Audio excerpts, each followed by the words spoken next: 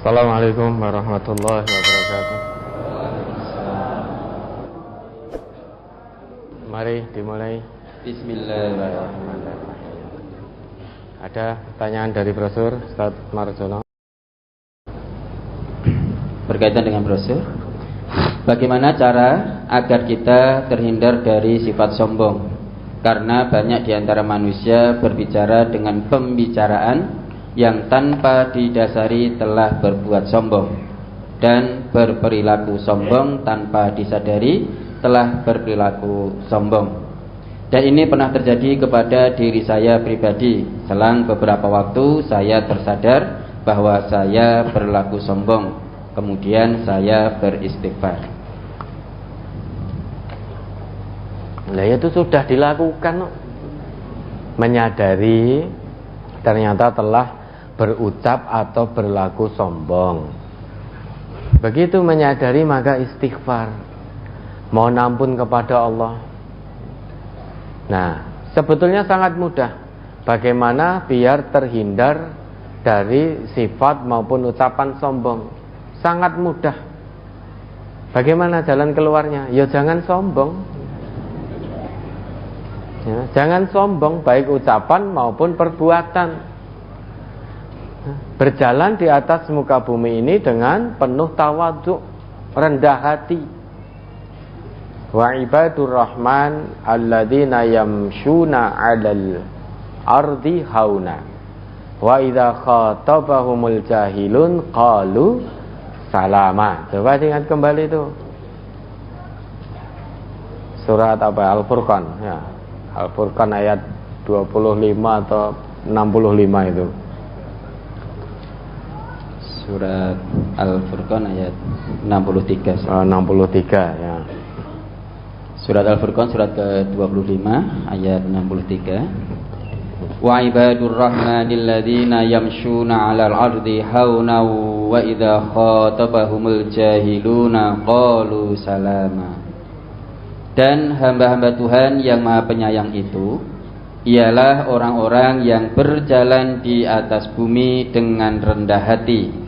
Dan apabila orang-orang jahil menyapa mereka, mereka mengucapkan kata-kata yang baik. Nah,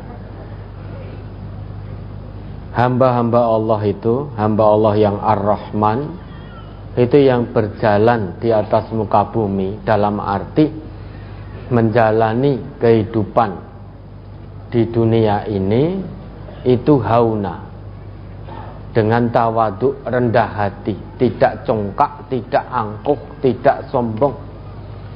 Apapun kedudukan sosialnya, sebanyak apapun harta kekayaannya, apapun profesinya, tetap dia akan berjalan menjalani amanah kehidupan dari Allah dengan rendah hati, tawadhu. Karena dia ingin menjadi hamba-hamba Allah yang Ar-Rahman, hamba Allah yang Maha Pengasih, ingin mendapat stempel dari Allah, dicap sebagai hamba Allah.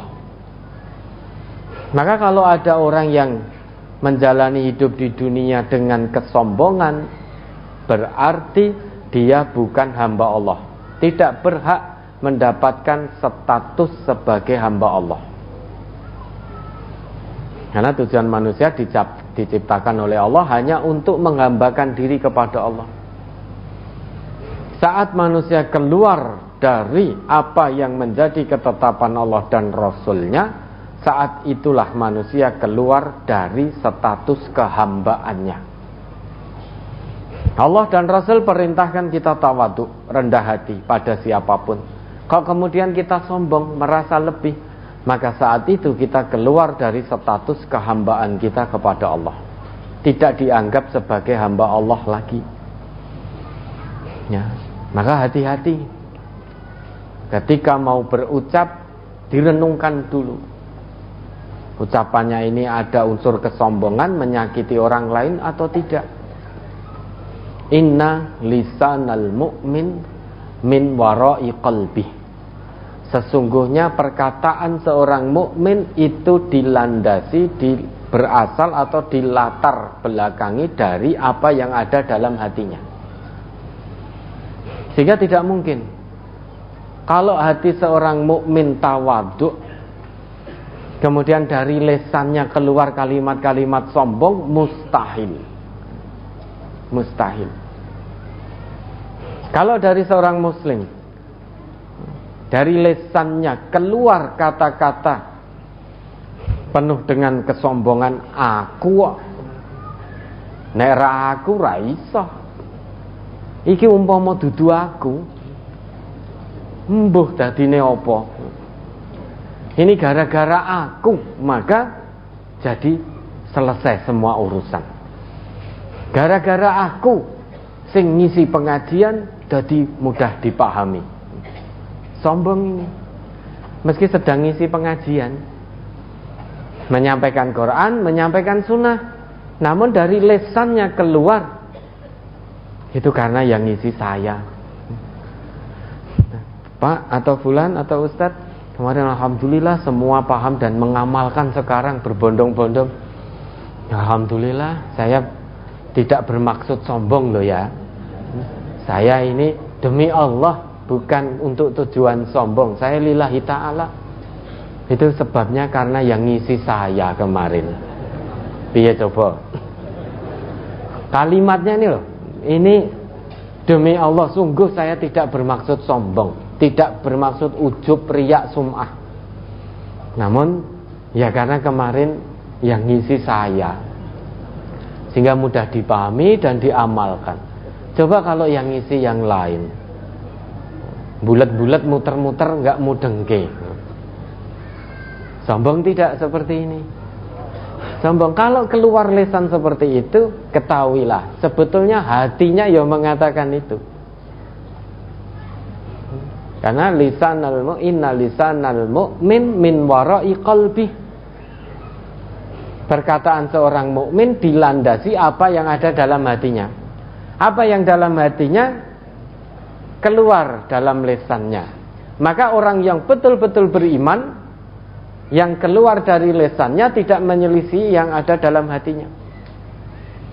Sehingga kalau hatinya betul-betul beriman kepada Allah, mustahil keluar dari lisannya kalimat-kalimat bernada sombong. Mustahil. Kalau itu yang keluar, ketahuilah itu perkataan orang munafik.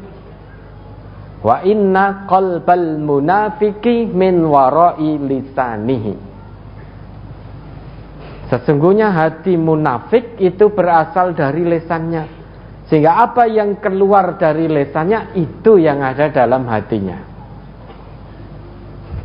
Maka kalau ada orang ngaku Islam, kemudian dari lesannya keluar kata-kata sombong dalam hal apapun, ketahuilah jerone atine iki ya ngono kuwi. Orang mukmin betul diukur dari lesannya. Kalau lesannya keluar baik, hatinya ya begitu baik. Orang mukmin hatinya betul-betul beriman, tidak mungkin keluar dari lesannya perkataan yang tidak baik. Termasuk perkataan sombong mustahil. Perbuatan sombong mustahil. Kalau hatinya penuh dengan keimanan. Kalau orang munafik, lesannya, apa yang keluar dari lesannya, kalau dia sombong, ya hatinya juga ada kesombongan. Itu perkataan orang munafik, sombong, menipu, perkataan yang tidak baik, mencaci, memaki. Yang keluar dari lesannya seperti itu gambaran apa yang ada dalam hatinya. Maka qalbul munafik min wara'i lisanihi. Hati orang munafik itu berasal dari lesannya. Kalau hati atau perkataan orang mukmin berasal dari hatinya, maka tidak mungkin orang yang hatinya betul-betul beriman kepada Allah kok mengatakan perkataan yang tidak baik. Orang yang hatinya penuh keimanan kepada Allah, yang keluar dari lesannya pasti perkataan yang baik. Kalau hati ini ada kemunafikan, yang keluar dari lesan tentang hal-hal yang tidak baik termasuk sombong. Maka orang yang beriman itu sebelum berbicara tadabbarahu fi nafsihi. Seorang yang beriman itu idza takallama bi kalamin tadabbarahu fi nafsihi fa in kana khairan abdahu wa in kana syarran warahu. Orang yang beriman itu cirinya ketika dia mau berbicara atau mau berbuat, dia merenung dulu, dia berpikir dulu. Kalau sekiranya ucapan itu baik, perbuatan itu baik, abdahu, maka dia lanjutkan. Namun jika sekiranya perbuatan atau ucapan yang akan dilakukannya itu berdampak buruk dan satu keburukan, misalkan menunjukkan satu kesombongan, maka warohu, dia tahan, tidak jadi meneruskan, tidak jadi melanjutkan, tidak jadi mengucapkan, tidak jadi melakukan. Terus begitu sampai akhir hayatnya. Nah, biar tidak sombong, begitu kita menyadari ternyata ucapan kita mengandung kesombongan, perbuatan mengandung kesombongan, istighfar, mohon ampun kepada Allah. Nabi, seorang Rasul, kekasih Allah, utusan Allah, dalam sehari berapa kali beliau mohon ampun pada Allah? 100 kali. Ya ayuhan nas, tubu ilallah, fa inni atubu fil yaumi ilaihi mi'ata marrah. Wahai segenap manusia, bertobatlah kepada Allah, karena sesungguhnya aku, yaitu Nabi, bertobat, mohon ampun dengan cara mohon ampun kepada Allah dalam sehari 100 kali. Itu sedikitnya. Beliau ini Nabi, Rasul, surganya jelas berada di puncak tertinggi. Tidak ada kita kok berada di puncak tertinggi kalau tidak mengikuti Nabi, itu tidak mungkin. Nah, beliau seorang Nabi, seorang Rasul, kekasih, utusan Allah, membawa kebenaran ajaran agama Allah. Jaminannya surga, surganya berada di puncak kenikmatan, surga Firdaus. Dalam sehari beliau mohon ampun pada Allah 100 kali.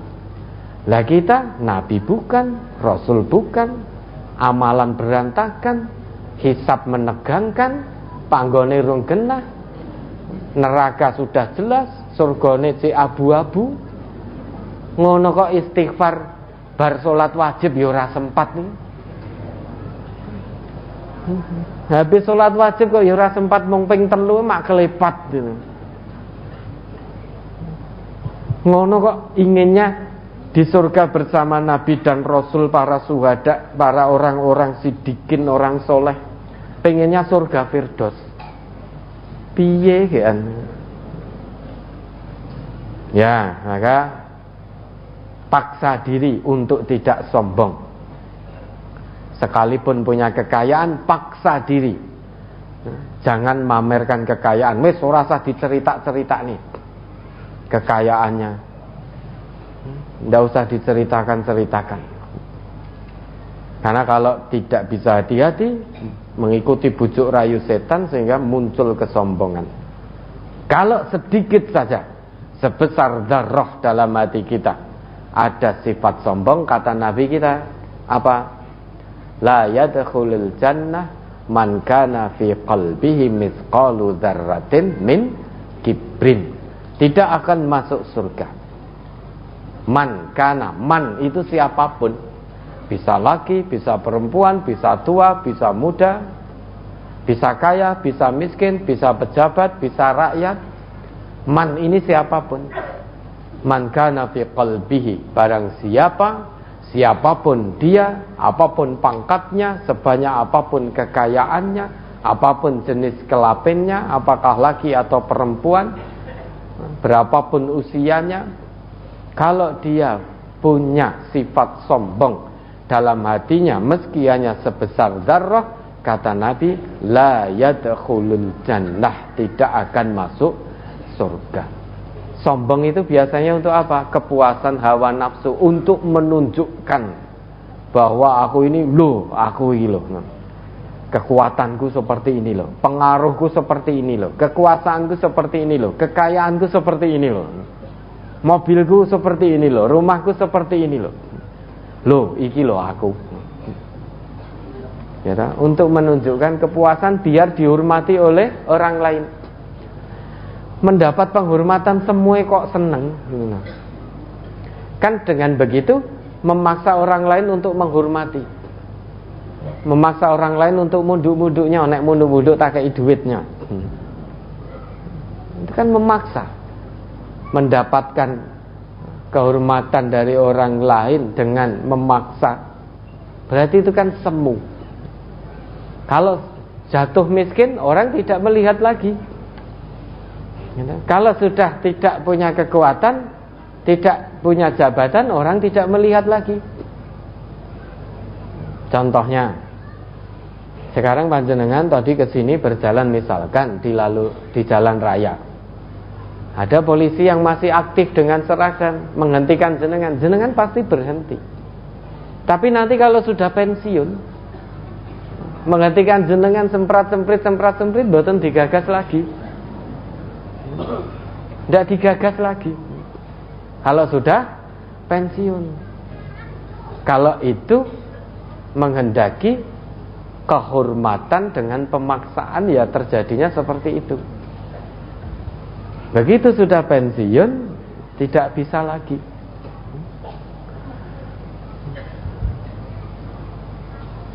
Ketika sekarang jenengan berjalan di jalan raya, ada polisi masih aktif dan tidak pakai helm, bingung jenengan.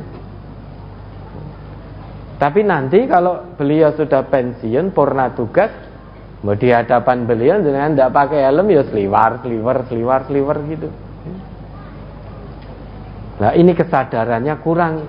Berarti jenengan kita ini pakai helm bukan untuk keamanan, keselamatan, tapi karena takut polisi. Ini salah, harus diluruskan pola pikirnya.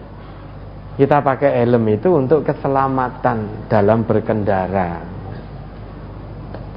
Ya, mudah-mudahan Allah jauhkan kita dari sikap sombong.